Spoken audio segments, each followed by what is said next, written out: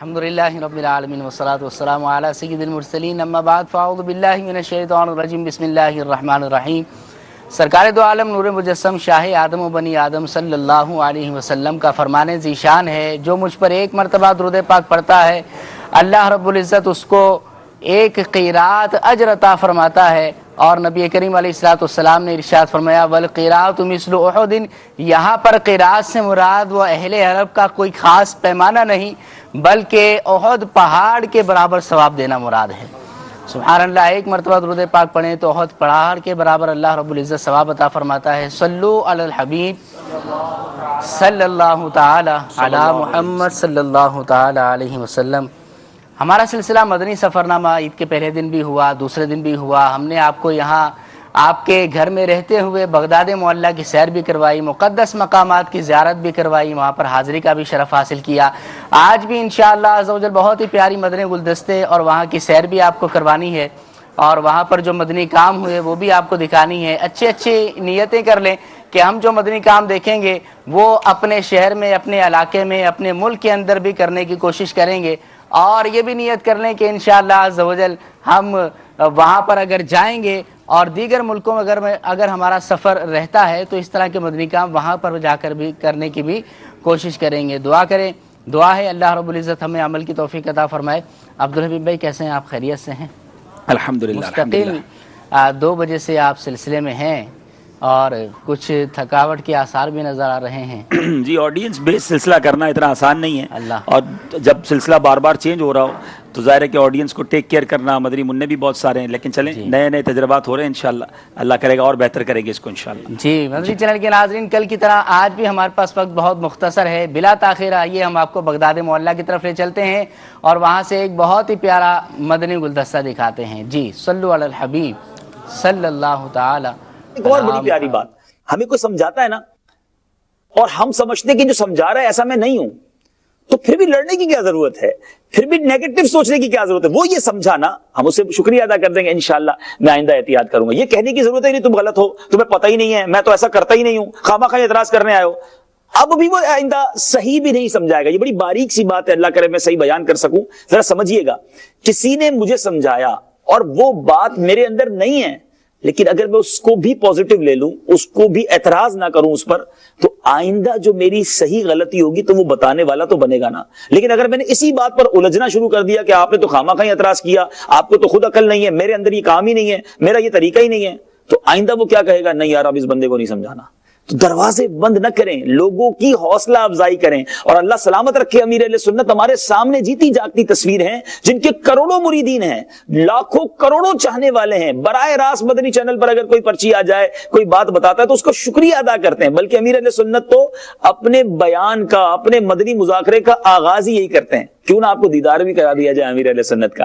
آئیے ذرا دیکھیں مدنی مذاکرے کے اسٹارٹ میں، ابتدا میں کیا جملے ارشاد فرماتے ہیں کہ جب کوئی سمجھائے یا مجھے بتائے گا تو آئیں بائیں شائیں کرنے والا نہیں، اپنے موقف پہ بیجا اڑنے والا نہیں۔ میں کیوں کہوں، چلے نا ذرا ان کا دیدار بھی کرتے ہیں اور انہی کی زبانی بھی سن لیتے ہیں۔ حسب معمول مدنی مذاکرے کی ترکیب ہے، آپ سوالات کیجیے، ہر سوال کا جواب وہ بھی بالصواب دے پاؤں یہ ضروری نہیں، بن پڑا تو عرض کرنے کی کوشش کی جائے، بھول کرتا پائیں فوراً میری اصلاح فرمائیں۔ مجھے آئیں بائیں شائیں کرتا، اپنے موقع پر بلا وجہ اڑتا نہیں، شکریہ کے ساتھ رجوع کرتا پائیں گے انشاءاللہ عز و جل۔ جی مدنی چینل کے ناظرین، آئیے میں بھی نیت کرتا ہوں۔ حضرت بہلول دانا بادشاہ کو سمجھایا کرتے تھے، آج سے میں بھی نیت کروں اور آپ بھی نیت کریں، جب کوئی سمجھائے گا اس کو ضرور انشاءاللہ پوزیٹیو لوں گا، اس سے کبھی لڑائی جھگڑا نہیں کروں گا، شکریہ بھی ادا کروں گا۔ اور اس کا ایک اور طریقہ بھی ہو سکتا ہے کہ ہمیں ایسے دوست بھی آس پاس رکھنے چاہیے، جی حضوری کرنے والے، لبیک مرحبا اور تعریفیں کرنے والے بہت سارے ہوتے ہیں، خوشامد کرنے والے۔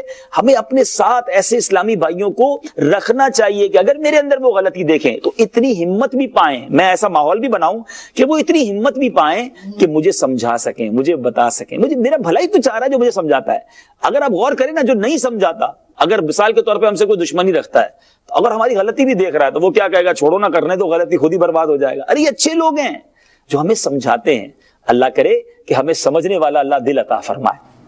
سبحان اللہ، بہت ہی پیارے مدنی پھول قبلہ رکن شورا نے حضرت سیدنا بہلول دانا رحمۃ اللہ تعالی علیہ کے مزار شریف پر دیے ہیں۔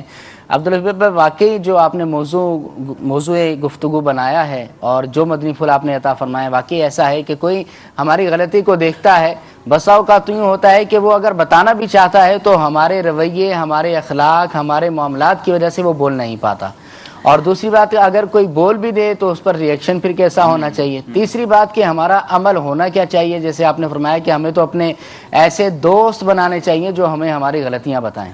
اصل میں دنیا میں خوش آمدی اور جس کو کہتے ہیں نا واہ واہ کرنے والے بہت اچھے لگتے ہیں، اور لوگ ساتھ رکھتے بھی انہی کو ہیں، مگر ہم نے سچی بات یہ ساری باتیں سیکھی امیر اہل سنت سے۔ میں نے پریکٹیکلی کئی بار دیکھا ہے کہ امیر اہل سنت کو اگر کسی نے کوئی پرچی بھیجی یا کوئی ایسی بات کہی جو ایڈ کرنے والی تھی امیر اہل سنت کی بات میں، یا کوئی اصلاح کہہ سکتے ہیں، یا صحابن کو ایسی بات ہو گئی تو اس کی طرف نشاندہی کرنے والوں تو اتنا خوش ہوتے ہیں، اتنی دعائیں دیتے ہیں، تو یہ آسان نہیں ہے۔ نفس کو یقیناً برا لگتا ہے، کسی بھی بندے کو کوئی کہنا اپنی غلطی کی وہ اچھا نہیں لگتا، لیکن اس کا ایک اور شاندار پہلو جو امیر سنت کی سیرت سے سیکھنے کو ملا کہ بعض اوقات میں نے اس بیان میں بھی مختصر عرض کیا ہے، میں مثال کے طور پر سمجھاتا ہوں کہ عبد الجبار بھائی ہیں، انہوں نے مجھے کہا کوئی ایسی بات جو میں نے غلط کہی نہیں ہے، یہی غلط تھے، انہوں نے جو میری اصلاح کی وہ غلطی ان سے ہو گئی، لیکن میں نے ایسا نہیں کہا تھا۔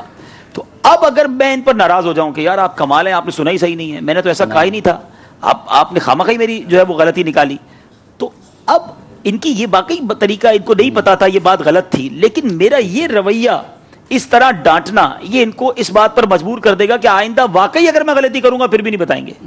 اور بد نصیب ہے وہ شخص جو اپنے اوپر اصلاح کا دروازہ بند کر لے، یعنی جس کو سمجھانے میں لوگ ڈرے نا۔ یہ ان بچوں کے لیے بھی بہت بڑی بدقسمتی ہے کہ جن کے ماں باپ ان سے ڈرتے ہیں۔ ایسے بچے ہیں جن سے باپ بات کرنے میں ڈرتا ہے، ماں بات کرنے میں ڈرتی ہے، بچی سے بات نہیں کرتی، تو تف ایسی اولاد پر جس سے ماں باپ ہی بات کرنے میں ڈرتے ہیں، اب اصلاح کون کرے گا؟ تو ہمیں اپنے آپ کو اتنا فلیکسیبل رکھنا چاہیے کہ ہمیں ہمارے بارے میں بتاتے ہوئے کوئی ڈرے نہ، اتنا پازیٹیو لینا طریقہ ہے سوچنے کا۔ جیسے میں نے وہاں بھی عرض کیا کہ یہ تو میرا خیر خواہ ہے نا، کہ میرے کپڑے پر کوئی داغ لگ گیا وہ صاف ہو جائے گا، میرا کپڑا اور اجالا ہو جائے گا۔ اگر اس نے میری کو غلطی بتائی ہے تو میں اور اچھا ہو جاؤں گا نا، میں اس کو کیوں نیگیٹو لوں؟ تو سمجھانے والے کو اگر پازیٹیو لینا شروع کر دیں، ہاں یہ ضرور ہے کہ سمجھانے والے کی الگ تعلیم دی گئی ہے، اس کی الگ تربیت ہے کہ وہ سمجھائے کیسے۔ ذلیل کرنا اور ہے، سمجھانا اور ہے۔ روایتوں کا مفہوم ہے جس نے سب کے سامنے کسی کو سمجھایا اس نے اس کو ذلیل کیا، اور جس نے اکیلے میں کسی کو سمجھایا اس نے اس کو زینت بخشی۔ تو ہمیں زینت والا کام کرنا چاہیے۔ بڑے امیر اہل سنت کا انداز آپ کے ساتھ بھی ہوا ہوگا، میرے ساتھ بھی کئی بار ہوا ہے۔ مثال کے طور پہ بیان میں ہو سکتا ہے ابھی بھی سلسلہ ملاحظہ فرما رہے ہوں، تو کئی بار ایسا ہوا کہ کسی سلسلے میں کوئی جملہ ایسا نکل گیا یا کوئی روایت ایسی بیان ہو گئی تو کمال انداز، یقین کریں کبھی کبھی تو لگتا ہے کہ یار یہ غلطی ہوئی تو اتنی دعائیں بھی مل گئی۔ باپا پہلے تو لکھیں گے میرے پیارے پیارے میٹھے میٹھے مدنی بیٹے تو فلاں، پھر اس کے بعد اللہ آپ کو مدینے کے پھولوں کی طرح مسکراتا رکھے، آپ کا بیان سنا تو بیان سن کے دل باغ مدینہ ہو گیا۔ خاص طور پہ جو وہ روایت تھی اس نے تو آنکھیں اشک بار کر دی۔ میرے بیٹا یہ جو روایت آپ نے بیان کی یہ میری نظر سے کہیں گزری نہیں ہے، برائے کرم بتا دیں وہ کون سی کتاب میں آپ نے پڑھی ہے تو میرا بھی علم میں اضافہ ہو جائے۔ آپ مجھے بتائیں اس طرح سمجھانا کس کو برا لگے گا؟ بندہ کہے گا ایسا تو بار بار سمجھایا جائے۔ تو اللہ کرے یہ مدنی کوٹڈ، شوگر کوٹڈ تو نہیں کہوں گا، مدنی کوٹڈ کر کے ہمیں سمجھانا آ جائے تو پھر یہ گولی انشاءاللہ آسانی سے کسی کو بھی سمجھ آ جائے گی۔ شہادت بھلائی کے واسطے اٹھے ہمیں شہادت بھلائی کے واسطے اٹھے بچا نہ ظلم و ستم سے مجھے صدا یا رب بچا نہ ظلم و ستم سے مجھے صدا۔ ماشاءاللہ ماشاءاللہ جی سبحان اللہ سبحان اللہ۔ پیارے پیارے اسلامی بھائیوں اور مدنی چینل کے ناظرین، وہ ایسا مدنی ماحول کہ جس کے اندر ایسی سوچ دی جا رہی ہو، جس کے اندر ایسے مدنی قافلوں میں بھی اس طرح کی تربیت ہو رہی ہو، وہ کیسا پیارا مدنی ماحول ہوگا۔ ہمیں بھی اس سے منسلک بھی ہو جانا چاہیے۔ عبدالحبیب بالخصوص آپ کے حوالے سے اگر بات کریں، مختلف ملکوں میں شہروں میں آپ کا سفر ہوتا ہے تو بہت ساری ہو سکتا ہے کہ لوگوں کے درمیان غلط فہمیاں بھی ہوں کہ قبلہ تو ایسے ہیں، حضور تو ایسے ہیں، سختی بھی ہے، نرمی بھی ہے، ایسا بھی ہے، ویسا بھی ہے. کچھ ایسے واقعات اگر سفر کے دوران آپ کے ساتھ ہوئے ہوں تو اگر کچھ بتانا چاہیں کچھ اچھی نیتوں کے ساتھ. نہیں، میرے بارے میں پوچھ رہے ہیں کہ میرے بارے میں تو پھر میرے ساتھ جو سفر کرتے ہیں ان سے پوچھیں. میں کیسے کہوں میں کیسا ہوں؟ نہیں جو میرے مطلب ساتھ کام کرتے ہیں ان سے پوچھیں. مطلب آپ سے کسی نے کہا کہ ہم نے سنا ہے کہ آپ ایسے ہیں. نہیں، اللہ کی رحمت سے مجھے تو ایسا لگتا ہے کہ مجھے دیکھنے والے مجھ سے زیادہ حسن زیادہ ہی میرے بارے میں مبالغہ آرائی کرتے ہیں. میں اتنا اچھا نہیں ہوں جتنا اچھا وہ سمجھتے ہیں. شاید چینل پہ بندہ زیادہ اچھا لگنے لگتا ہے یا زیادہ وہ کہتے ہیں نا چینل پہ جو آگے وہ بہت نیک ہوگا. تو میں ایک گناہگار شخص ہوں. یقیناً تربیت کی مجھے ضرورت ہے اور ہم سب کو ضرورت ہے. اور ڈے بائی ڈے ہم سیکھتے ہیں. زندگی تجربات سے سکھاتی ہے اور بعض اوقات واقعی کچھ چیزیں مزاج کے خلاف ہوتی ہیں. تھوڑی دیر کے لیے بندہ جھنجھلا جاتا ہے, تھوڑی دیر کے لیے اس کو ٹینشن ضرور ہو جاتی ہے, لیکن پھر اس کو کول ڈاؤن ہونا چاہیے, اس کو ریئلائز کرنا چاہیے کہ زندگی ایسے ہی گزرتی ہے. ہر چیز پرفیکٹ ہو جائے یہ ضروری نہیں ہے. انسانوں کی دنیا ہے, ہم انسانوں کے ساتھ رہتے ہیں اور انسان خطا کا پتلا ہے. تو ایک بات بڑی پیاری میں نے سیکھی, نگران شورا سے بھی سیکھی اور کسی کتاب میں بھی پڑھا تھا کہ جب آپ کو یہ بدری پھول اگر یاد کر لیں ناظرین تو بہت کام آئے گا, کہ جب کسی کے بارے میں کوئی بہت غصہ آ جائے نا, یعنی مثال کے طور پر کسی نے آپ کو کوئی ایسا میسج کر دیا ہے یا کوئی ایسا کام کر دیا جس پر آپ کو اس پر بڑا غصہ آ رہا ہے اور آپ چاہ رہے ہیں میں ابھی جناب ٹٹ فور ٹیٹ کر دوں, اینٹ کا جواب پتھر سے دوں, ابھی اس کو منہ توڑ کہتے ہیں نا منہ توڑ جواب دوں. ہوتا ہے انسان کے ساتھ. جی ہاں, بڑا اچھا اس کا ایک طریقہ میں نے پڑھا بھی اور اس پر ایک دو بار عمل بھی کیا کہ آپ سوچ لیں کہ میں نے اس کو جواب دینا ہے مگر 2 دن بعد دینا ہے. اچھا, آج نہیں دینا, آپ ہاتھوں ہاتھ نہیں دینا. حالانکہ جی بھر گیا, میرے ساتھ ہوا پچھلے دنوں ایک واقعہ, تفصیل ہے اس کی, لیکن میرا جی بہت بھر گیا نا, اور جی بہت چاہا کہ میں ان اسلامی بھائی کو یا جو بھی شخص تھے ان کو جواب دوں, لیکن میں نے اسی پر عمل کیا کہ میں نے کہا نہیں آج نہیں دوں گا, میں 2 یا 3 دن بعد دوں گا. میں نے 2-3 دن بعد نہیں تقریباً 8 دن بعد ان کو واٹس ایپ پہ بھی جواب نہیں دیا, ملاقات کر کے جواب دیا. لیکن جب ملاقات کر کے ان سے بات کی تو وہ سارا غصہ, وہ سارا جو جھنجھلاہٹ تھی, وہ ظاہر بہت دن گزر چکے تھے, ختم ہو گئی تھی, تو بڑے اچھے انداز میں بات ہوئی, ایک دلیل کے ساتھ بات ہوئی اور انہوں نے بھی ریئلائز کیا, ہم سب نے ایک دوسرے سے معافی تلافی بھی کی, میٹر کلوز ہو گیا. لیکن مجھے پھر بعد میں ریئلائز ہوگا اگر وہی میں جواب اسی دن دے دیتا تو شاید کوئی نازیبہ بات یا ایسی بات نکل جاتی جو دلوں کو توڑنے والی ہوتی. تو ہمیشہ یاد رکھیں جذبات کے اندر فیصلے نہ کیا کریں, جذبات کے اندر کلام نہ کیا کریں. اگر آپ کو کوئی چیز ایسی لگ بھی گئی ہے تو اس کو 1-2 دن گزرنے دیں. اب آپ جو رپلائی دیں گے وہ بڑا نپا تلا ہوگا, بڑا سلیکٹو ہوگا اور انشاءاللہ دلوں میں اتر جائے گی بات. جی ہاں بالکل ایسا ہوتا ہے. خاندان میں, گھر میں, دوست و احباب کے اندر کوئی جذباتی کیفیت بن جاتی ہے, کبھی کوئی بات بری لگ جاتی ہے تو فوراً اس کا رپلائی دے کر بعد میں جب سوچا جاتا ہے تو پھر شرمندگی کا سامنا کرنا پڑتا ہے. شرمندگی سے اگر بچنا ہے تو جذباتیت میں فیصلے نہ کریں, جذباتیت کے اندر آپ کسی کو جواب نہ دیں. ہاں ریلیکس ہو جائیں, نارمل کیفیت پر جب آ جائیں تو پھر آپ جواب دیں, پھر آپ بات کریں, انشاءاللہ اس کا پوزیٹیو آپ کو نتیجہ حاصل ہوگا. دعا ہے اللہ رب العزت ہمیں بھی عمل کی توفیق عطا فرمائے. آئیے آپ کو جی حنیف بھائی فرما رہے ہیں. عبدالرفیق بھائی کے ساتھ لوکل سفر اور انٹرنیشنل سفر کی سعادت ملی ہے. حاجی صاحب بہت خیال رکھتے ہیں دوران سفر, آرام کا خیال رکھتے ہیں, اور اس کے علاوہ حاجی صاحب کے ساتھ وہی بندہ چل سکتا ہے جس کی نیند بہت کم ہو. حاجی صاحب جو نا وہ بعض اوقات ایک شہر میں اگر جیسے 3 دن کا کام ہے تو وہ چاہتے ہیں کہ 1 دن میں سارا کام, اچھا زور کے بعد یہاں بیان, عصر کے بعد وہاں, عشاء کے بعد شخصیات سے ملاقات, اور مطلب ماشاءاللہ تو جس کی نیند کم ہو اور وہ تو وہی حاجی صاحب کا سفر کرنے سے پہلے تو سوچنا پڑے گا. جی ایسا نہیں ہے, اصل میں کام ہو نا. دیکھیں مثال دیتا ہوں, یہ میرا کوئی کمال نہیں ہے. آپ نے دیکھا ہوگا رمضان میں درزی کم سوتے ہیں. جن کا سیزن ہو نا اس کو نیند نہیں آتی, جس کا کاروبار چل رہا ہو نا اس کو کبھی نیند نہیں آئی. ہماری میمنی میں کہتے ہیں جس کی دکان پہ کاروبار چل رہا ہو, گاہک آ رہا ہو نا, اس کو پیسے آ رہے ہوتے ہیں, اس کی نیند بھی سب اڑ جاتی ہے, وہ کہتا ہے بعد میں سوؤں گا. تو اللہ کی رحمت سے ہم جہاں جاتے ہیں وہاں مدنی کاروبار ہی ایسا شاندار ہو رہا ہوتا ہے. بندہ کہ 7 گھنٹے سو جاؤں گا تو یہ کاروبار چلا جائے گا, تو چلو تو تھوڑے 1-2 گھنٹے کم کرو اور مدنی کاروبار کر لو. تو سیزن لگا ہوا ہوتا ہے نا ہمارا, تو اللہ کی رحمت سے. ہاں تو جو ساتھ ہوتے ہیں وہ یقیناً تکلیف میں آ جاتے ہوں گے, لیکن سچی بات ہے ہمیں اتنا نیند کا فیل یوں نہیں ہوتا کہ ایک کے بعد ایک کام ہوتا ہے. اسلامی بھائیوں کی محبتیں اتنی ہوتی ہیں, اللہ کرے کہ اللہ یہ ساری کاوشیں قبول فرمائے. آمین آمین آمین. آئیے آپ کو ایک اور مدنی گلدستہ دکھاتے ہیں اور بغداد معلیٰ کی طرف چلتے ہیں. صلو علی الحبیب صلی اللہ تعالی علی محمد صلی اللہ تعالی علیہ وسلم. درد و علم جب رلاتے ہیں اولیاء مدد انت عربی تمام ہر جگہ کا تو سہارا ہے. کیا بات اولیاء کی ہے.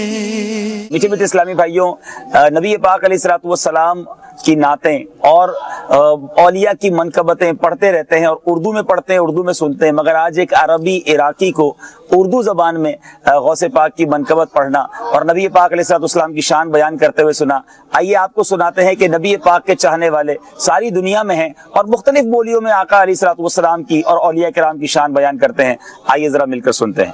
مصطفیٰ کا درانہ سلامت رہے، مصطفیٰ کا درانہ سلامت رہے، بے رہے ہیں جہاں سے یہ دونوں جہاں، بے رہے ہیں جہاں سے یہ دونوں جہاں، مرسخی آستانہ سلامت رہے، مرسخی آستانہ سلامت رہے، قادری آستانہ سلامت رہے، قیامت تلک لی زمانہ تیرا جی رہے ایک زمانہ سلامت رہے، قادری ایک زدانہ سلامت رہے، مصطفیٰ کا درانہ سلامت رہے، مصطفیٰ کا دمانہ سلامت رہے.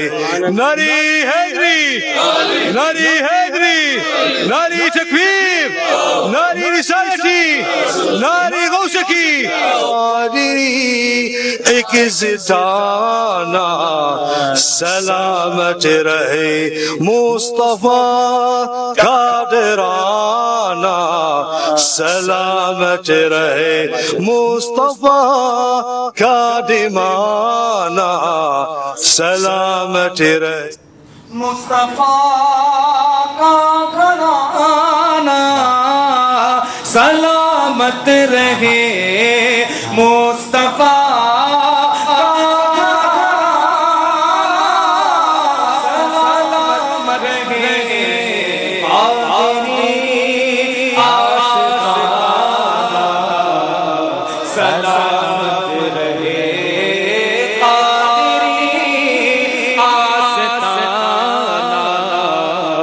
سلامت رہے، درد مردوں کے سر پر سایہ فکر، درد مردوں کے سر پر سایہ فکر، آپ کا شامیانہ سلامت رہے،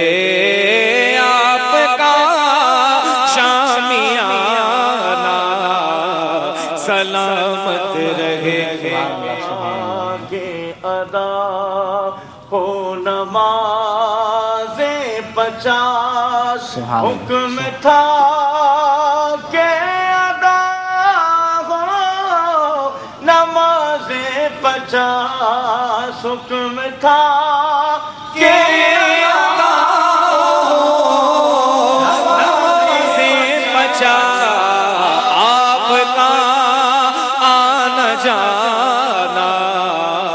سلامت رہے، آپ کا آنا جانا سلامت رہے. ماشاءاللہ، آپ نے کلام یہ بھی سنا، اور وہ عراقی جو اسلامی بھائی تھے ہمارے، ان کی زبان سے بھی آپ نے کلام سنا ہے، تو مزہ تو دونوں میں ہی آیا ہوگا. سرکار کی ثناخوانی ہے. ہمارے یہاں جو حاضرین اسلامی بھائی موجود ہیں، عبدالرحیم بھائی، انہوں نے بھی جب سنا یہ عراقی اسلامی بھائی سے کلام تو چہروں پر مسکراہٹیں بھی آئیں، اچھا بھی لگا. اور کیا ہی بات ہے، اللہ رب العزت ہمیں بھی ثناخوانی کی توفیق عطا فرمائے. سرکار کے چاہنے والے جو ہے نا، وہ ماشاءاللہ ہر ملک ہر قوم میں پائے جاتے ہیں. اور یقین کریں، جب یہ جو نبی پاک کا عشق ہے نا، یہ ڈرالا عشق ہے.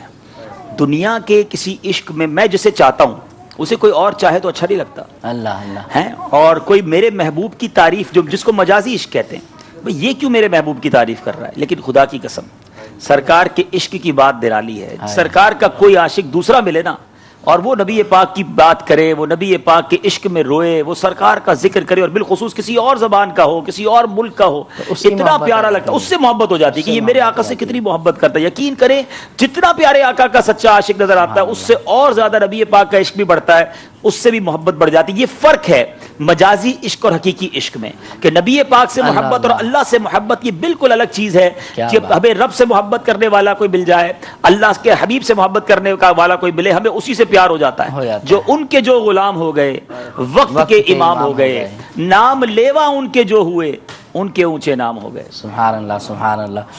تو دعا ہے اللہ تعالی ہمیں بھی نبی کریم علیہ الصلوۃ والسلام کے ثنا خوانی کرتے رہنے کی توفیق عطا فرمائے. کچھ کالز بھی ہم لیں گے انشاءاللہ ناظرین کی، لیکن اس سے قبل آپ کو ایک مدنی گلدستہ اور دکھاتے ہیں، اس کے بعد انشاءاللہ ناظرین کی گفتگو بھی اپنے سلسلے میں ضرور شامل کریں گے. جی بہت سارے ملکوں کے مجھے سلائڈ میں نظر آ رہے ہیں، یو کے سے بھی آئے ہیں، انڈیا سے بھی ہیں، ساؤتھ افریقہ سے بھی ہیں، پاکستان سے بھی ہیں. دنیا کے کئی ملکوں میں ہمیں راستہ ڈھونڈنا ہوتا ہے تو ہم لوکیشن شیئر کرتے ہیں ایک دوسرے کو، نیویگیٹر کے ذریعے پہنچتے ہیں، اور جب لوکیشن مل جاتی ہے تو ہم بڑی ایزیلی اپنے ڈیسٹینیشن پر پہنچ جاتے ہیں. صحابہ کرام کے پاس بھی ایک نیویگیٹر تھا، صحابہ کرام کے پاس بھی ایک لوکیشن سینٹر تھا. اس وقت کمپیوٹر نہیں تھا، اس وقت انٹرنیٹ نہیں تھا. صحابہ کرام علیہ رضوان کو جب نبی پاک کو تلاش کرنا ہوتا تو روایتوں کا مفہوم ہے صحابہ روڈ کے کنارے، اس سڑک کے کنارے، اس گلی کے کنارے آ کر کھڑے ہوتے اور خوشبو سونگتے، خوشبو بتاتی آقا ادھر سے گزر کر گئے ہیں. اے دنیا کے حسینوں کے نغمے گانے والوں، اے دنیا کے حسینوں کے پیچھے دیوانوں، ذرا غور کرو، دنیا میں کوئی کتنا ہی حسین کیوں نہ ہو، اس کے تھوک سے سب کو گھن آتی ہے. اور آقا کا تھوک مبارک وہ ہے کہ کھاری کنویں میں ڈالے تو میٹھا کر دیا کرتا ہے، ٹوٹی پنڈلیاں جائیں تو جوڑ دیا کرتا ہے. حضرت ابو قتادہ کی آنکھ باہر آئے، نبی پاک اپنا لعاب لگا کر آنکھ واپس لگائیں. ابو قتادہ رضی اللہ تعالیٰ کہتے پہلی آنکھ سے زیادہ اچھا اس آنکھ میں نظر آنے لگ گیا ہے. اللہ تبارک و تعالی نے اپنے اولیاء کو عام بندوں میں چھپا کے رکھا ہے. تو اب ہمیں ہر مسلمان سے محبت کرنی ہے، ہر مسلمان کا خیال رکھنا ہے. ہمیں نہیں معلوم ہمارا ملازم، ہاں ایسا بھی ہوا کہ لوگ کسی کو غریب سمجھتے رہے، بھکاری سمجھتے رہے، مجنون سمجھتے رہے، مگر وہ اللہ کی بارگاہ میں کتب اور ابدال کا درجہ رکھتا رہا. ایسا کام کبھی نہ کرنا کہ لوگوں کے دل سے ہائی نکل جائے. بعض اوقات ہم سمجھتے ہیں اتنا پاورفل ہوں، میرا کون بگاڑ لے گا، میں اتنا کرو فر والا، یہ ملازم میرا کیا بگاڑ لے گا. نہیں، وی ڈونٹ نو کہ جس کو تم ملازم سمجھ رہے ہو، جسے تم غریب سمجھ رہے ہو، جس کے کپڑے بھی پرانے ہیں، جس کے پاس گاڑی بھی نہیں ہے، کیا پتا وہ اللہ کی بارگاہ میں کون سا مرتبہ رکھتا ہو. یہ حدیث یاد رکھنا کہ جس نے اللہ کے کسی ولی سے دشمنی کی، اللہ اس سے اعلان جنگ فرماتا ہے. مجھے کیا پتا کہ آج میں جس کو ذلیل کر رہا ہوں وہ رب کی بارگاہ میں کیا مرتبہ رکھتا ہے. تو ایچ اینڈ ایوری انڈیویجول، ہر مسلمان کی میں نے اور آپ نے تعظیم کرنی ہے، اس سے محبت سے پیش آنا ہے. ایک اور حدیث پاک ہم سب کو سمجھ آنا چاہیے، من آذا مسلمن فقط آذانی. میرے آقا فرماتے ہیں جس نے کسی مسلمان کو تکلیف دی اس نے مجھے تکلیف دی. ومن آذانی فقط آذ اللہ، جس نے مجھے تکلیف دی تحقیق اس نے اللہ کو تکلیف دی. اللہ اللہ. من آذا مسلمن فقط آذانی. نبی کریم علیہ السلام نے فرمایا کہ جس نے مسلمان کو تکلیف دی اس نے مجھے تکلیف دی. ومن آذانی فقط آذ اللہ. کیسی پیاری اور عبرت والی حدیث مبارک ہے، سیکھنے کے مدنی پھول ہیں. نبی کریم علیہ السلام نے فرمایا اور جس نے مجھے تکلیف دی اس نے معاذ اللہ کو ایذا دی. عبدالحبیب بھائی یہ ارشاد فرمائیں کہ آپ تو گئے تھے زیارات کے لیے اور مدنی قافلے کو لے کر گئے تھے، تو یہ بیانات کا سیٹ اپ آپ کا کہاں پر ہوا؟ پہلے والی جگہ کوئی اور تھی اور دوسری والی جگہ کوئی اور تھی بیان کی؟ دیکھیں ہم کسی بھی کام سے جائیں، مبلغ ہر جگہ مبلغ دعوت اسلامی ہوتا ہے. الحمدللہ چونکہ اللہ کی رحمت سے ہمیں تو سچی بات ہے کوئی نہیں جانتا تھا، دعوت اسلامی نے عزت دی ہے، تو جہاں بھی جاتے ہیں لوگوں کا رجوع بڑھتا ہے. تو الحمدللہ ہم نے 11 ربیع الغوث کو ہی یہ جو دن تھا بڑا دن جس کو ہم کہتے ہیں, ہم نے ایک اجتماع ارینج کیا غوث پاک کی مسجد کے اندر, اور میں نے پہلے بھی کہا تھا کہ میرے لیے تاریخی, میری زندگی کا یوں کہہ سکتا ہوں کہ تاریخی موقع تھا میرے لیے, اور یاد رہے گا زندگی بھر انشاءاللہ کہ وہ مسجد غوث پاک کی جہاں غوث پاک بیان فرمایا کرتے تھے, جس جگہ غوث پاک بیان فرمایا کرتے تھے, الحمدللہ غوث پاک کی اس مسجد میں بیان کرنے کی سعادت ملی, اور غوث پاک کی سیرت پر ہی بیان کرنے کی سعادت ملی. تو کثیر تعداد میں عاشقان رسول ہوتے ہیں تو پیغام پہنچ جاتا ہے کہ آپ جن کے دربار میں آئے وہ کیا کرتے تھے اور ہم کیا کرتے ہیں, ان کی تعلیمات کیا ہیں, ہم اس پر عمل کرتے ہیں کہ نہیں کرتے. مطلب 11ویں منانے بغداد بھی گئے اور نمازی نہ بنے, بغداد شریف تک جا کر بھی میں قرآن سیکھنے اور پڑھنے والا نہ بنا, غوث پاک عشاء کے وضو سے فجر پڑھے اور غوث پاک کا چاہنے والا قادری کہلانے والا نہ عشاء پڑھے نہ فجر پڑھے. تو یہ وہ میسج تھا کہ صرف 11ویں منانا بہت اچھی بات ہے, آپ آئے ہیں مزار غوث پاک تک, مگر اب بدل کر جائیں. تو یہ الحمدللہ ہمارا ایک ہدف ہوا کرتا ہے اجتماعات کا, تو وہ کیا. پھر چونکہ مختلف ہوٹلوں میں عاشقان رسول رکے ہوئے تھے, تو انڈیا سے ایک پورا بدری قافلہ آیا ہوا تھا, انڈیا کے زائرین آئے ہوئے تھے, تو انہوں نے ہمیں کہا کہ آپ ہمارے ہوٹل میں آ کر ہمیں نیکی کی دعوت دیں, ہم آپ ایک اجتماع ارینج کرتے ہیں. تو یہ الحمدللہ ایک ہوٹل میں ہم گئے تھے بغداد شریف میں, اور ان کے ہوٹل میں جا کے سنت و بھرا بیان کرنے کی سعادت. سبحان اللہ سبحان اللہ, اللہ تعالیٰ آپ کو مزید برکتیں عطا فرمائے. ہمیں یہ بھی سیکھنے کو ملا کہ ہمیں بھی نیکی کی دعوت دیتے رہنا چاہیے. ایک سوال عبدالرحیم بھائی آپ سے یہ بھی کرنا ہے, کیونکہ ہم نے اس سلسلے کے اندر زیارتیں تو کرنی ہی ہیں, کچھ آپ سے بھی مدنی پھول یہ لینے ہیں کہ آپ تو ماشاءاللہ مدنی کام بھی کرتے ہیں اور انفرادی کوشش, ملک معملک سفر بھی آپ کے, دیگر بھی کام آپ کے اپنی جگہ پر ہیں, لیکن ایک عام شخص جو ہوتا ہے وہ نیکی کی دعوت دینے میں شرماتا ہے, اس کو جھجک ہوتی ہے کہ میں اپنے دوست کو نماز کی دعوت دوں, یا اگر کوئی دین کا کام کرنا ہے تو ہیزیٹیٹ ہو جاتا ہے وہ. اس کا علاج کیا ہونا چاہیے؟ دیکھیں بہت سارے کام ہم نے زندگی میں پہلی بار جب بھی کیے تو مشکل رہی. سائیکل چلائی تو کئی بار گرے, پھر سائیکل سیکھی, اسکوٹر چلائی تو کئی بار غلطیاں کی, ڈرائیونگ میں مسٹیکس کی, ٹائپنگ میں مسٹیکس کی, واٹ ایور زندگی میں جو بھی کام کیے شروع میں وہ مشکل لگا, مگر آہستہ آہستہ وہ آسان ہو گیا. تو شروع میں شاید تھوڑی سی مشکل ہوگی, لیکن اس پر جو ثواب ملنے کی امید ہے, اس کا جو رزلٹ ہے, اس پہ لوگوں کے تبدیل ہونے کی جو انشاءاللہ آپ کو راحت ملے گی, تو میں سمجھتا ہوں کہ شروع میں ہو سکتا ہے تھوڑی جھجک ہو, آپ کو جھجک نکالنی ہوگی. ایک سیلز مین بھی تو روڈ پہ کھڑے ہو کے اپنی آئٹم بیچ ہی رہا ہوتا ہے نا, دروازہ بجا کر اپنی چیزوں کا انٹروڈیوس کرواتا ہے, کیوں کہ مجھے کچھ مال مل جائے گا, میری کچھ سیل بڑھ جائے گی. تو اگر آپ کسی کا دروازہ بجا کر اسے نماز کی دعوت دیں گے تو وہاں مال بکنے پر پروفٹ ہے, یہاں تو گھر سے چلنے پر پروفٹ شروع ہو جاتا ہے, قدم قدم پر ثواب ملنا شروع ہو جاتا ہے. کوئی آپ کی بات مانے یا نہ مانے. حضرت موسیٰ علیہ السلام نے اللہ رب العزت کی بارگاہ میں عرض کی کہ اے اللہ تو اسے کیا اجر دیتا ہے جو کسی کو نیکی کی طرف بلائے اور برائی سے روکے. تو اللہ تبارک و تعالیٰ ارشاد فرماتا ہے موسیٰ میں اس کے ہر جملے کے بدلے اسے ایک سال کی عبادت کا ثواب عطا فرماتا ہوں. اب کوئی نمازی بنا نہ بنا, کوئی نیکی کی طرف آیا نہ آیا, ہمارے ہر جملے پر ہمیں ایک سال کی عبادت کا ثواب ہے. تو پھر شرمانا کیسا؟ اگر یہ کہہ دوں میں کہ جو درس دے گا ہر جملے پر 1000 روپے ملیں گے, تو پھر کیا شرم آئے گی, پھر کیا جھجک آئے گی؟ تو جھجک اور شرم کیوں آئے جب ہر جملے پر 1 سال کی عبادت کا ثواب ہے اور انشاءاللہ ہر قدم پر نیکی ہے. تو پھر انشاءاللہ یہ ثواب کا جذبہ ہوگا تو کام آسان ہو جائے گا. سبحان اللہ. میں آپ سے یہ بھی عرض کروں گا کہ مدنی چینل کے ناظرین, اگر آپ مبلغ بننا چاہتے ہیں تو مبلغین کے ساتھ رہیں. اگر آپ نیکی کی دعوت دینا چاہتے ہیں تو نیکی کی دعوت دینے والے اسلامی بھائیوں کے ساتھ رہیں انشاءاللہ عز و جل. ان کی صحبت سے, ان کی برکت سے ہم بھی یہ کام کرنا ہمارے لیے بھی آسان ہو جائے گا. کچھ کالز ہیں ناظرین کی, آئیے مدنی چینل کے ناظرین کی کچھ کالز کو اپنے سلسلے میں شامل کرتے ہیں. جی Muhammad Samir Tariq calling from Madani Kabina, Birmingham, UK. MashaAllah Azza wa Jal, the program Madani Safarnama is very interesting and Alhamdulillah is very knowledgeable. May Allah Azza wa Jal accept all of your prayers and all of your efforts inshallah Azza wa Jal. I would like to request Abdul Habib bhai if they could please recite the kalam Mainu Shok Medina Jawanda. And also we've seen Abdul Habib bhai yourself gone to Medina Sharif, Makkah Sharif, Baghdad Sharif, but when will you show your visit to UK? Actually, alhamdulillah, jazakallah for your call. I'm always coming in UK, I think twice in a year. I think after Haramain Tayyibain, mostly I visit UK. So it's not, difficult to visit UK for me, alhamdulillah, because there is big work of Dawat Islami over there.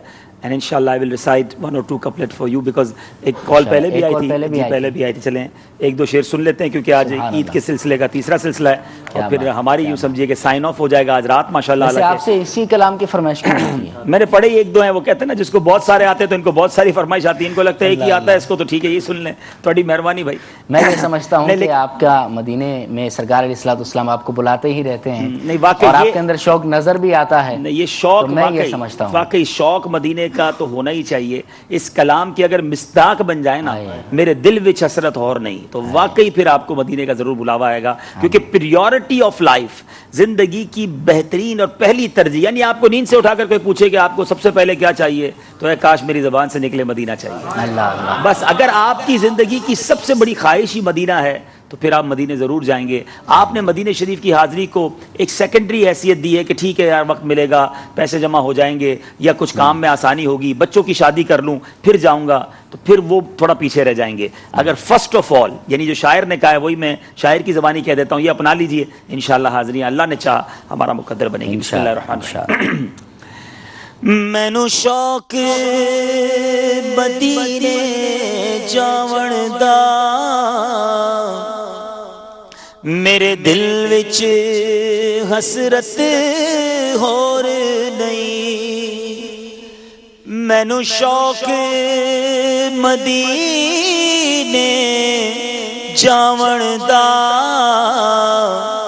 میرے دل وچ حسرت ہور نہیں. آقا تیری مرضی ہے, ساڈا تے کوئی زور نہیں.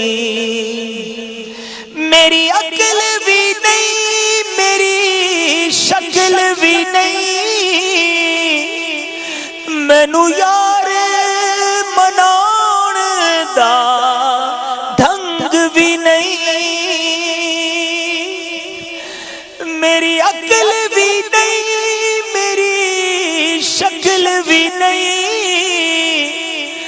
مینو یار مناؤن دا ڈھنگ بھی نہیں. میرا عشق بھی رومی ورگا نہیں, میری جامی ورگی ٹور نہیں. پر مینو شوق مدینے جاون دا, میرے دل وچ حسرت ہور نہیں. آقا تیری مرضی ہے, ساڈا تے کوئی زور نہیں. سبحان اللہ سبحان اللہ سبحان اللہ. جو ناظرین سے سوال کیا گیا تھا اس کی قرآن اندازی بھی باقی ہے. جی عبدالحفیظ بھائی آپ کے سامنے ہے. انشاءاللہ 12 مدنی چینل کے ناظرین آپ نام پڑھ دیجئے, میں انشاءاللہ قرآن اندازی کرتا ہوں. جی جو درست سوال یہ کیا گیا تھا کہ حضرت سیدنا امیر حمزہ رضی اللہ تعالی عنہ کے ساتھ کس صحابی رضی اللہ تعالی عنہ کا مزار ہے؟ حضرت مصعب بن عمیر اور حضرت سیدنا حمزہ رضی اللہ تعالیٰ عنہ کے ساتھ تیسرے صحابی کون ہیں؟ اور جواب تھا سیدنا عبداللہ بن جہش رضی اللہ تعالیٰ عنہ. جی مجھے ان کا واقعہ بھی بیان کرنا تھا, میں مختصر بیان کر دیتا ہوں. جی جی 1 2 3 4 5 12 پورے کر لیں. تو حضرت جب یہ احد شریف کا واقعہ جب ہونے لگا تھا تو رات کو حضرت سیدنا سعد بن ابی وقاص رضی اللہ تعالیٰ عنہ حضرت عبداللہ بن جہش ساتھ بیٹھے تھے. صبح مارکا ہونا ہے. نارملی جنگ ہونی ہو تو لوگ دعا کرتے ہیں یا اللہ مجھے عافیت میں رکھنا, میری بچت ہو جائے. تو حضرت سیدنا سعد بن ابی وقاص نے کہا اے عبداللہ میں دعا کرتا ہوں تم آمین کہو. حضرت سعد بن ابی وقاص نے کچھ اس طرح دعا کی کہ یا اللہ میرا کل دن میں مقابلہ سب سے بڑے دشمنوں کے سپاہی جرنیل سے ہو اور میں اس کو تیری راہ میں دنیا سے قتل کر دوں اور اس کو جہنم رسید کر دوں. حضرت عبداللہ بن جہش نے کہا میں دعا کرتا ہوں آپ آمین کہیں. اچھا کب اے یا اللہ کل مقابلہ ہو, میرا بہت بڑے لشکر کے جو جرنیل ہوں دشمنوں کے, اور وہ مجھ پر حملہ کرے, میں اس پر حملہ کروں اور آخر کار وہ میرے ناک کان اور آنکھوں کو کاٹ دے اور میں شہید ہو جاؤں. اور جب قیامت کے دن یا اللہ میں تیرے دربار میں حاضر ہوں اور تو مجھ سے پوچھے کہ عبداللہ یہ تیرے چہرے کو کیا ہوا, تو میں عرض کروں مولا یہ میرا چہرہ تیری راہ میں ایسا ہوا. اور جب دوسرا دن ہوا یہ دونوں دعائیں قبول ہوئیں. حضرت سعد بن ابی وقاص نے دشمنوں کے ایک بڑے جرنیل کو جہنم رسید کیا, لیکن حضرت عبداللہ بن جہش کے ساتھ ایسا ہوا کہ آپ لڑتے لڑتے لڑتے شہید ہوئے، اور جب شہید ہوئے تو دشمنوں نے آپ کی آنکھ، ناک اور کان بھی کاٹے۔ یہ کیسے صحابی تھے؟ یہ اللہ کی راہ میں کیا کچھ قربان کرنا چاہتے تھے، اور اللہ کی رحمت سے امید ہے کہ ایک دعا کا حصہ ان کا قبول ہوا ہے، دوسرا بھی قبول ہوگا کہ جب قیامت میں اللہ حضرت عبداللہ بن جہش کی طرف نظر رحمت فرمائے گا اور ارشاد فرمائے گا عبداللہ یہ تمہارے ساتھ کیا ہوا ہے، تو وہ ہم سب کے سامنے قیامت کے دن جواب دیں گے کہ یا اللہ جو کچھ میرے ساتھ ہوا ہے مالک یہ تیری راہ میں ہوا ہے۔ یہ ہیں صحابہ، یہ ہیں ان کی قربانیاں۔ اور میں اپنے بچوں کو، نوجوانوں کو بلکہ عرض کروں گا، سب اسلامی بھائیوں اسلامی بہنوں کو عرض کروں گا، اسلامی تاریخ کے ہر واقعے کو پڑھنا چاہیے، مگر غزوہ احد جو ہے یہ سنہرا واقعہ ہے تاریخ میں۔ سرکار علیہ الصلوۃ والسلام کی بارگاہ میں جس طرح جانوں کے نذرانے صحابہ کرام نے غزوہ احد میں پیش کیے ہیں، یہ تاریخ میں کبھی ایسی مثال نہیں ملتی۔ جس طرح نبی پاک کو حصار میں لے کر ایک ایک کر کے صحابی شہید ہوتے گئے۔ بات طویل ہو جائے گی، بس ایک بات جو دل کو بہت پیاری لگتی ہے اور بار بار کرنے کو جی چاہتا ہے، تمام صحابہ جب نبی پاک سے ملا کرتے ہیں، پیارے آقا سے عرض کرتے یا رسول اللہ ہمارے ماں باپ آپ پر قربان، فدا کا امی و ابی یا رسول اللہ۔ مگر حضرت سعد بن ابی وقاص وہ عظیم ہستی ہیں کہ جب وہ تیر چلا رہے تھے میرے آقا ان کے پیچھے تھے، تیر پکڑاتے جاتے، فرماتے اے سعد میرے ماں باپ تجھ پر قربان، اے سعد تیر چلاؤ میرے ماں باپ تجھ پر قربان۔ ذرا سوچے مرتبہ کیا ہے صحابہ کا کہ کسی صحابی کے بارے میں نبی پاک فرما دیں کہ اے سعد تم پر میرے ماں باپ قربان۔ یہ محبت کا وہ اظہار ہے، اور غزوہ احد پڑھیں تو ایمان تازہ ہو جاتا ہے۔ خود سید الشہداء کے ساتھ جو معاملہ ہوا اور جس طرح انہیں شہید کیا گیا، اللہ تربت شہداء احد پر کروڑوں انوار و تجلیات کی بارش برسائے اور ہمیں ان کا صدقہ نصیب فرمائے۔ مجھے امید نہیں تھی اتنے سارے نام آ جائیں گے، لیکن ماشاءاللہ ناظرین نے تلاش کر لیا۔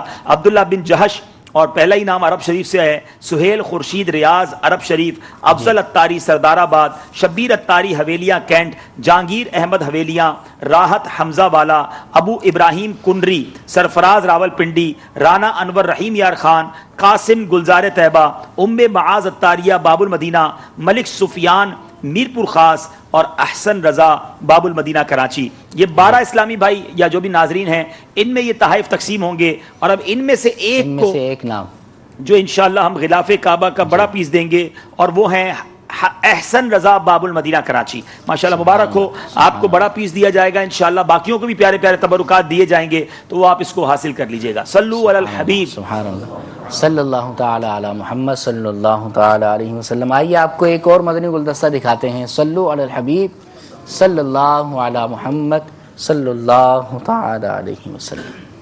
مقامات مقدسہ،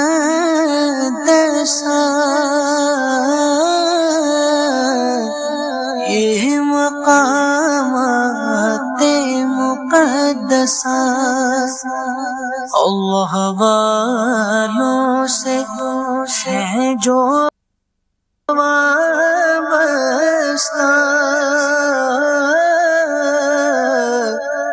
ہے مقامات مقدسہ۔ کروڑوں حنفیوں کے پیشوا امام اعظم ابو حنیفہ رضی اللہ تعالیٰ عنہ کے قدموں میں حاضر ہیں۔ آج ان کے مزار پر انوار پر آنا نصیب ہوا ہے۔ ایک ایسی شخصیت کہ جن کے بارے میں جو کچھ کہا جائے، جتنی تعریف کی جائے وہ کم ہے۔ آپ کے فضائل اور آپ کے مناقب سے کتابیں بھری پڑی ہیں۔ علماء کرام نے جو آپ کی سیرت بیان کری ہے، پڑھتے ہیں تو عقل حیران ہو جاتی ہے کہ آپ نے 40 سال تک عشاء کے وضو سے فجر کی نماز ادا کی، آپ ساری رات رب کی عبادت میں گزارا کرتے، بلکہ قرآن پاک کی وہ آیات جو آخرت کی یاد دلانے والی ہوتی، قیامت کا تذکرہ ہوتا، وہ سنتے تو آپ رات بھر اس کا ورد کیا کرتے، لرزا کرتے، آنسو بہاتے۔ آپ ایک مالدار شخصیت تھے، ایک بڑے کاروباری تھے۔ یہ ہم بہت سارے کاروباری لوگوں کے لیے زبردست درس ہے کہ کاروباری ہونے کے باوجود کاروبار کے ساتھ ساتھ امام اعظم وقت کے امام بنے، اتنا علم حاصل کیا کہ ان کے جو تلامذہ تھے، جو ان سے پڑھنے والے تھے، وہ بھی مجتہد کے مرتبے پر پہنچے۔ امام اعظم ابو حنیفہ نے جو فقہ تدوین کیا، الحمدللہ آج دنیا بھر میں سب سے زیادہ جو فقہ ہے وہ حنفی فقہ کے چاہنے والے اور ماننے والے ہیں۔ امام اعظم یہ تمام آئمہ میں سب سے افضل ہیں، اور اس کی بڑی وجہ یہ بھی ہے کہ چاروں اماموں میں سے افضل ہونے کی بڑی وجہ یہ ہے کہ آپ تابعی ہیں، آپ نے صحابی رسول رضی اللہ تعالیٰ عنہ کا دیدار بھی کیا۔ اللہ والوں سے ہے جو وابستہ،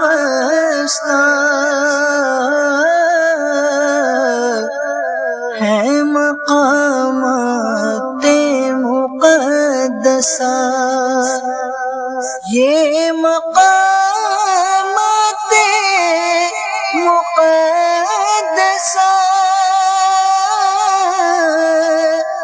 یہ مقامات مقدسہ. سبحان اللہ. مدنی چینل کے ناظرین، امام اعظم ابو حنیفہ رحمۃ اللہ تعالی علیہ، جن کے ہم مقلد بھی ہیں، ہمارے بڑے پیشوا ہیں، بڑے امام ہیں، امام الائمہ بھی ہیں اور امام الائمہ فی الحدیث بھی ہیں. بڑا اللہ رب العزت نے آپ کو مقام عطا فرمایا، بہت بلند و بالا علم بھی عطا فرمایا. اللہ رب العزت ہمیں ان کے فیضان سے مستفیض فرمائے، ان کی طرح ہمیں عملی صورت میں بھی آگے بڑھنے کی توفیق عطا فرمائے. عبدالحبیب بھائی آپ کی طرف آؤں گا، کچھ ان کی سیرت کے متعلق بھی ارشاد فرمائے اور وہاں حاضری کی کیفیات.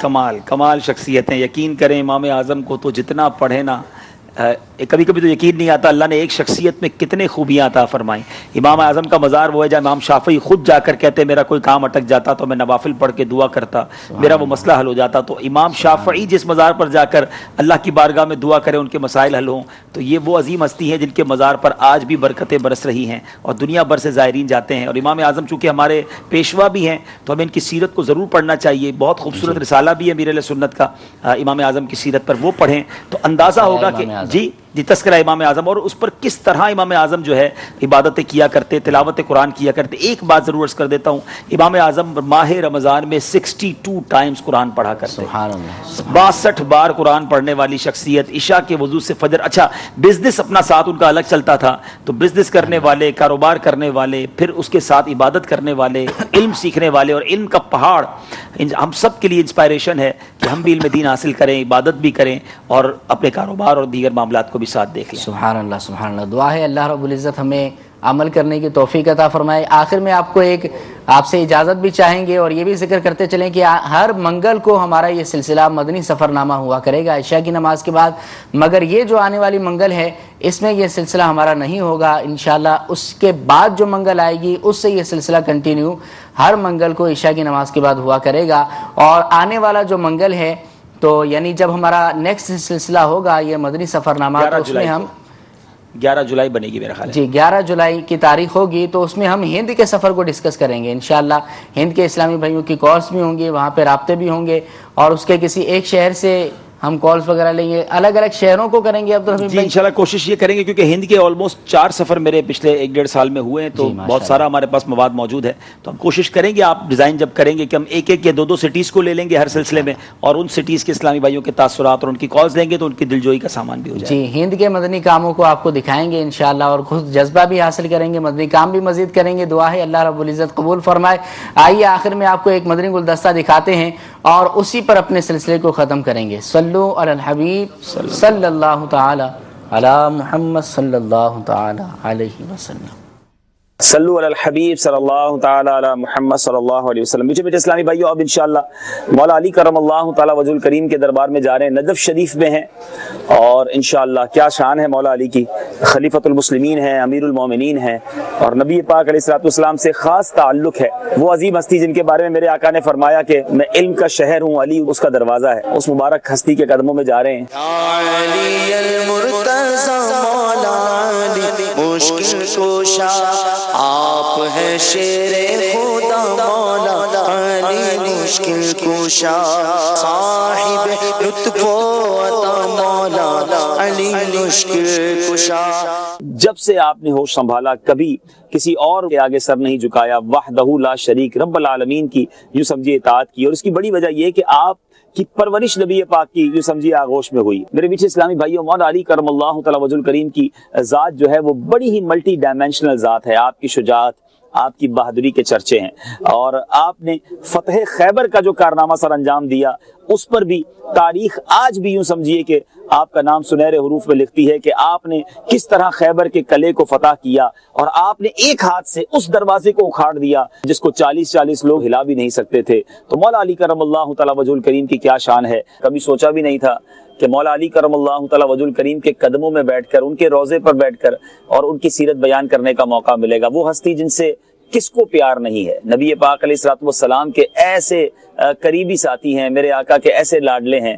اور یاد رہے کہ ولایت کا سلسلہ جن کے در سے چلتا ہے. سبحان اللہ. وہ مولا علی کرم اللہ تعالیٰ وجہہ کریم ہی کی ذات ہے, شیر خدا ہے, اسد اللہ و اسد الرسول. آپ کے القابات بھی بڑے نرالے, آپ کی شجاعت کے دنیا بھر میں, بہادری کے دنیا بھر میں ڈنکے ہیں. اللہ کریم ہم سب کی اس دربار پر حاضری کو قبول فرمائے. ہم دعا گو ہیں مدنی چینل کے ناظرین کے لیے بھی کہ اللہ کریم آپ کو بھی ان درباروں کی حاضری عطا فرمائے. ہمیں بہت دیر ہو گئی ہے یہاں بیٹھے, لیکن یقین کریں جو سکون مل رہا ہے, جو راحت مل رہی ہے, الفاظ میں بیان نہیں کی جا سکتی. اللہ کریم ہم سب کی حاضری کو قبول فرمائے, نفوس قدسیہ کی برکت عطا فرمائے, ان کی سچی غلامی نصیب فرمائے. پنجتن پاک کی غلامی کا دعویٰ تو کرتے ہیں, آج ان کے قدموں میں گزارش کرتے ہیں کہ اپنی غلامی میں ہم سب کو قبول فرمائے. آمین بجاہ النبی امین صلی اللہ تعالی علیہ وسلم. علی المرتضی مولا علی مشکل کشا, آپ ہیں شیر خدا مولا علی مشکل کشا, صاحب لطف و عطا مولا علی مشکل کشا, ہے شہید با وفا مولا علی مشکل کشا, یا علی مرتضی مولا علی مشکل کشا.